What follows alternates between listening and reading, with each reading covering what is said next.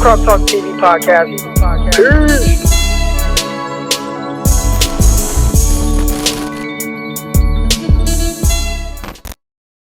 Listen to some numbers, and I'm on Locked On 49ers. And again, if you guys haven't already, make sure you guys subscribe to the Locked On 49ers channel. Make sure you guys listen to the episode that we put out last night. Obviously, you know, most people listen to it in the morning.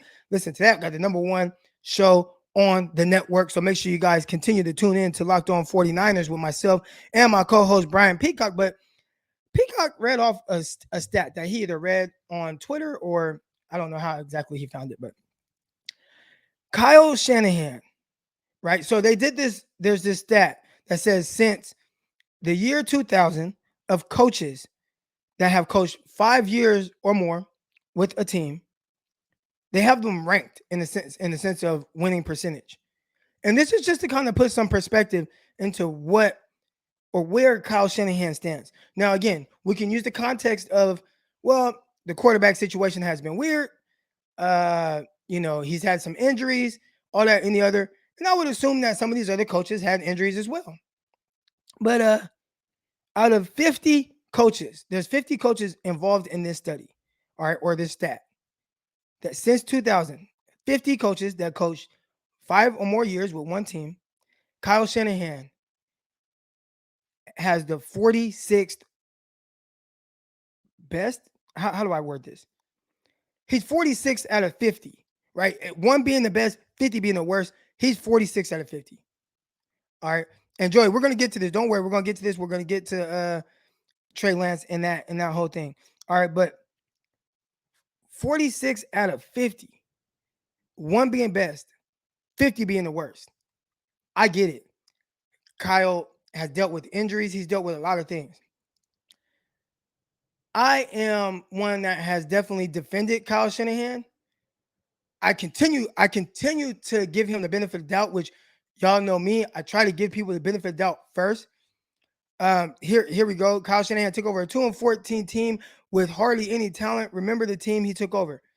I get it. I get it. And I understand it. But at the end of the day, we are in year 5, and currently the 49ers have a losing record. I wish that they didn't, right? I wish they were doing better. But he definitely took over a losing team. I believe that 5 years later, you shouldn't still be going through those same things, right? At some point, things have to start going the right way. And they did. Year 3, click, boom, winning, going to the Super Bowl. Amazing. Next year, have a losing record, you know, lost your quarterback. This year, really weird, up and down dynamic with the offense and everything. Brian Baldinger touched on it. We'll touch on that when we get to Trey Lance today. But I'm running out of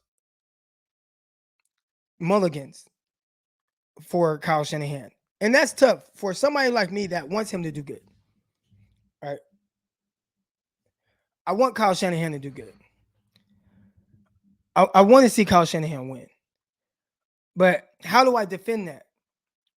Right? How do I defend him being 46 out of 50, one being the best, 50 being the worst since 2000? People, I'd have to assume that these other coaches dealt with injuries as well. Some of them, probably half of them, most of them.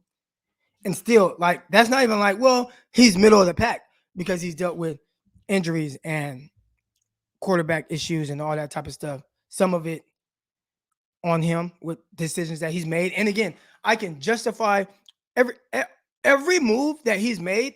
I can, and I'm pretty sure I have justified why he's done those things and why he has made those moves. But at the end of the day, the results are the results. Matt Moses, real quick. So it's called Locked On 49ers. You should be able to find it on any platform that you're on listening to podcast, whether it's Spotify, Apple, whatever it is. It should be on all those. Locked On 49ers with myself and Brian Peacock. But yeah, with Kyle Shanahan, I'm running out of mulligans for him. All right, again, and I'll say this stat one more time before I get into the other things that I'm curious about with him. But 50 coaches have coached 5 or more years with one team since 2000. And out of 50 coaches, one being the best, 50 being the worst, Kyle Shanahan's winning percentage lands at 46. Again, I can and I have justified why. But at the end of the day, the results are the results. And I said this after the Super Bowl, and people were really upset with me. And I'm like, look, I can justify, not looking into Deshaun Watson, not looking into Patrick Mahomes. I thought Patrick Mahomes was the best quarterback in that class. I got the tweets. I thought Mahomes was the best quarterback in that class, and I thought it was more so off of upside, not so much what he was at that time. All right, but I can justify him not doing that and saying, okay, I want to get Kirk Cousins, and then ultimately it not working out that way. All right, I can justify him passing on, uh, passing on Tom Brady. You had Jimmy Garoppolo, first full year as a starter, was a starting quarterback of a team that went to the Super Bowl.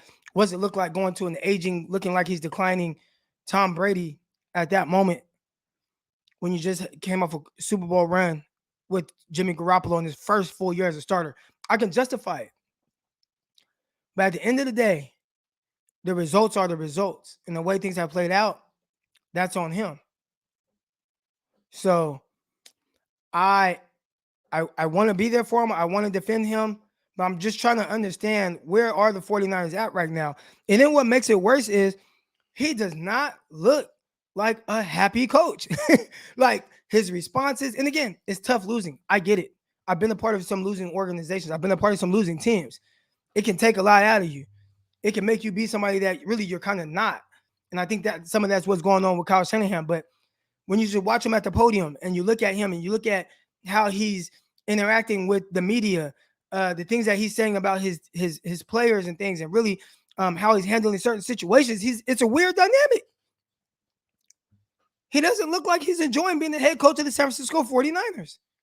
Now, again, it is hard to look like you're having fun when you're losing. But who is that on? I see J.R. Meadows here. His body language looks off. It does. It does.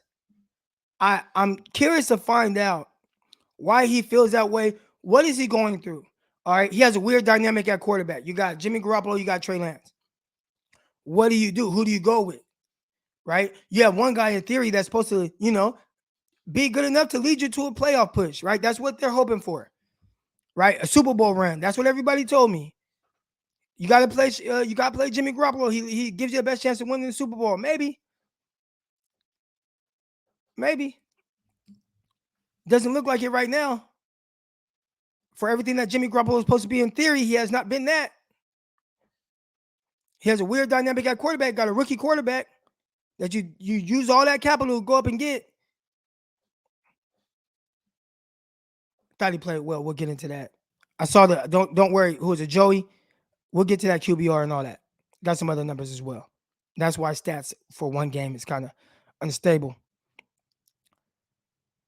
They said that maybe he's like that because he wanted to take Mac Jones over Trey Lance, so he's dejected and he's not really into everything that's going on.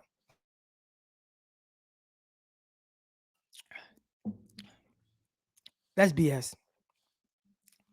I'll say this, and I won't really touch on the whole Mac Jones, Trey Lance, who he wanted.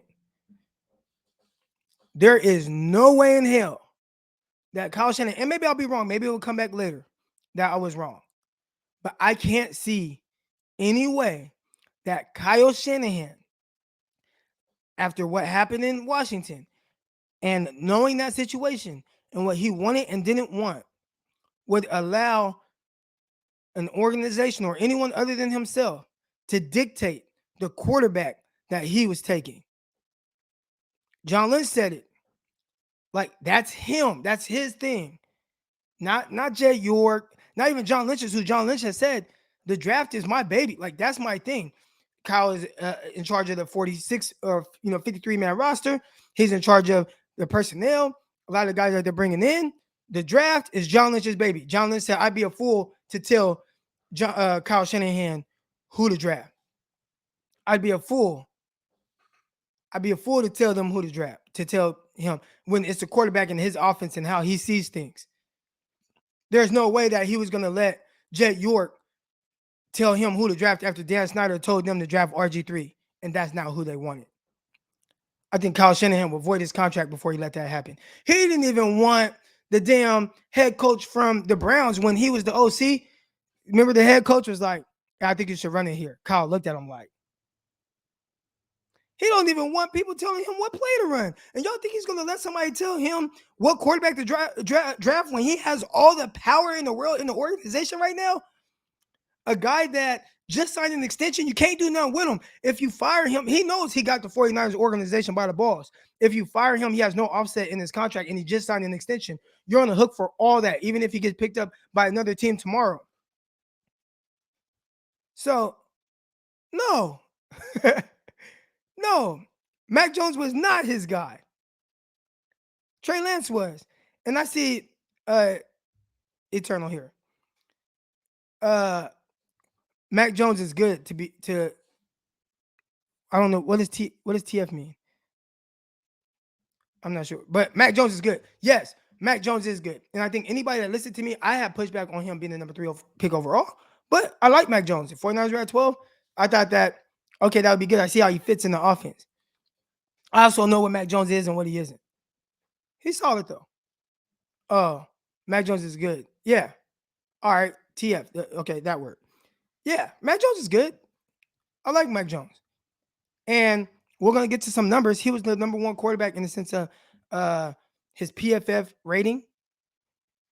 Out of all the quarterbacks who have started as rookies this year in their first games, he had the highest rating or highest PFF grade. We'll get to that.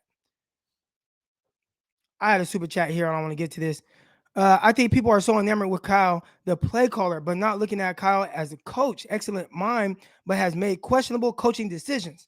Can't dispute it, right? Appreciate the contribution, Teron. He has and look again. I can go back and I can justify it. I try to be the voice of reason for y'all, right? I try to be like the person that brings, obviously I am a fan, but I try to look at all these things through the eyes and lens of the organization, whether it's John Lynch on why he might draft a certain player. Some things don't make sense to me. Some things I try to make sense of it and feed that knowledge to y'all the best way that I can. A lot of the things have made sense in the sense of why they did it, but even if it makes sense to me, it could still be wrong in the end, in hindsight. And I think that's what we're looking at right now as a lot of the decisions that he made and maybe the way that he saw things and what he wanted to do in hindsight is wrong. I tweeted that out and I got a lot of backlash. At the end of the day, he chose not to look into Watson, Mahomes, and all that. And I could justify as to why he wanted Cousins and all that. And I get it, but it was wrong, right? At the end of the day, it was wrong. In hindsight, it was wrong. He chose to pass on Brady, and I get it. Brady, looked like he was declining, all that, but in hindsight, it was wrong. Ultimately, like it's their job to look into those things, not Eric Crocker and not y'all, the faithful. It's their job. It's his decision. I can justify, I can see why. And I can also say, in hindsight, and he had to, it'll be one thing if, like, okay, I had to go out and search to try to get this guy, right? Like, say, oh man, like, well, why didn't he trade up for this guy? Like, if it would be one thing, like he's had the first crack. He had the first crack at Watson and Mahomes. He had the first crack at Tom Brady. Tom Brady wanted to go to the 49ers. He told his receiver coach, Wes Welker, I want to be a 49er. I want to end my career. Like, so it would be one thing if they had to go out and maybe bid against other people. Or, like, no, you got first crack at it. That makes it worse, in my opinion.